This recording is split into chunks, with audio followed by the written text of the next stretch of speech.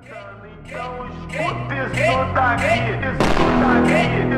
daqui, de dormir.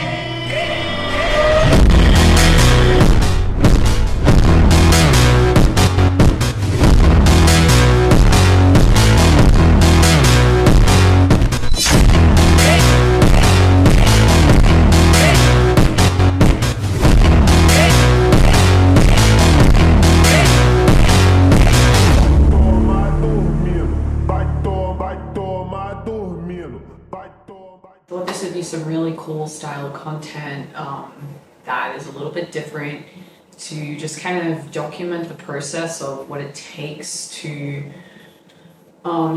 develop artists and, kind of give you a little bit of insight on what Differently does. And so we have the fundraiser coming up in October. So right now we're working with the artists on the lineup and getting them the best prepared they can for the show. So thought it'd be really cool to kind of open up the process, show you what kind of happens and what it takes to get things ready. So today we're going to be meeting Brady at Shure microphones to try out some different mics, see which ones he likes that he'll use on the night. And so that's going to be really exciting. And then straight after that, we're going to go into the venue and just get a feel for the space, start to bring this vision to life, and then, we can help him out the best way that we can. So I'm really feeling really good about all of this, so Differently is something that was essentially like birthed out of a lot of transition and a lot of parts of my life where everything was kind of really, I think transition is probably the best word for it. So, I spent my whole life being an artist and, doing what essentially an artist does, writing music, producing, touring, crafting a show. So there was a lot of these things that I was doing out of necessity just to get better at my art, get better at growing a fan base and, giving them what they are wanting. And so to now kind of take the blinders off or take that label away, and then realizing that a lot of those skills that I thought, I was using out of a necessity, actually I find a lot of joy in doing that. So now I feel a lot more useful in this passion that I have, which is music and media and platforms, and the way that we can grow platforms and really get to decide how we want our communities to look, because we are gaining that influence, So it's kind of crazy, looking back at the journey on, Differently started as, really a mantra.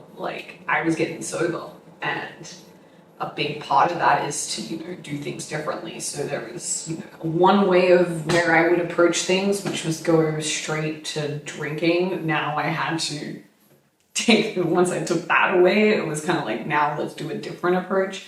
So just having that in my mind, do things differently. And so, yeah, it's a really exciting process, and I'm excited to bring you guys in. You get to just learn a little bit more about these artists and what they're going through and what they're passionate about. And, because we're all doing this because we love music. We want to bring change to our communities. We want to bring people together. That's why we're doing this. And I think to be able to show that and show the process of that, I think is going to be really beneficial. So I'm excited. I hope you're excited. We're going to just, be taking you day by day through the process and the lead up to the show. A lot of cool things that are happening. And I really hope that you just fall in love with these artists and the way I have. Every artist that I work with, I really genuinely care about and really love, and want to just see them get to where, you know, their vision is for their career. And if we can just develop a really fucking dope show, that's a small piece that I get to play in their career, then like that makes me happy. So let's get to work.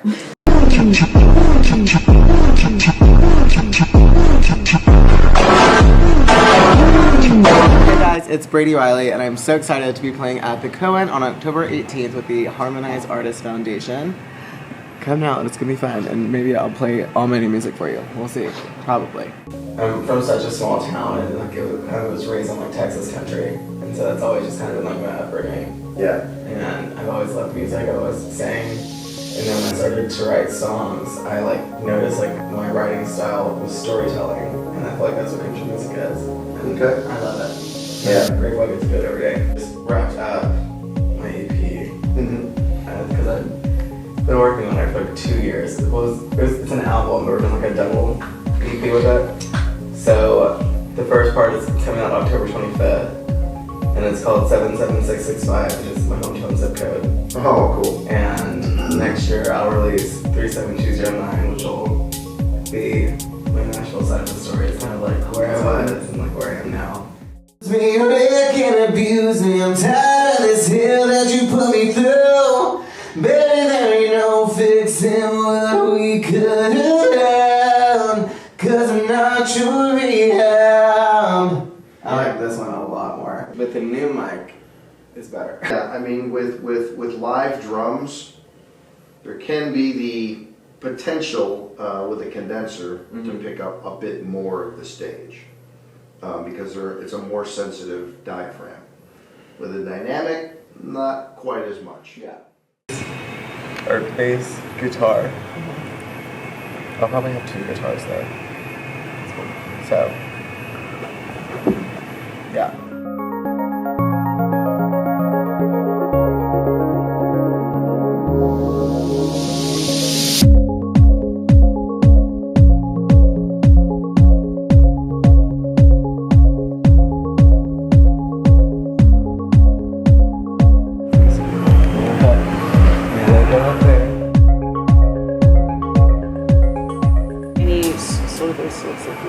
So I don't, like my drummer usually have like a track, like say both tracks.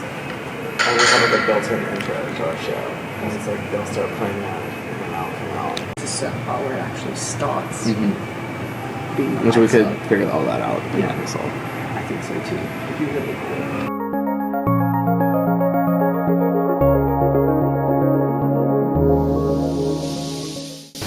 I'm also thinking when it's all done, just so you want to be like, hey, here's like my EP live performance.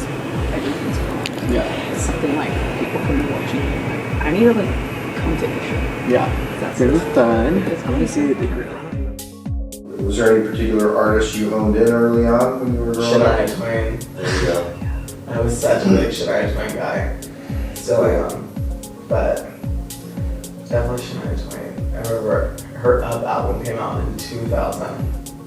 And that was like my first album that I was like obsessed with. Went to the concert, like she had like 2 versions of the album. It was like a red version and a green version. And the red was like pop and the green was country. Nice. She had different versions of the songs. I just admired her. She was incredible. Victoria's Secret supermodel Adriana Lima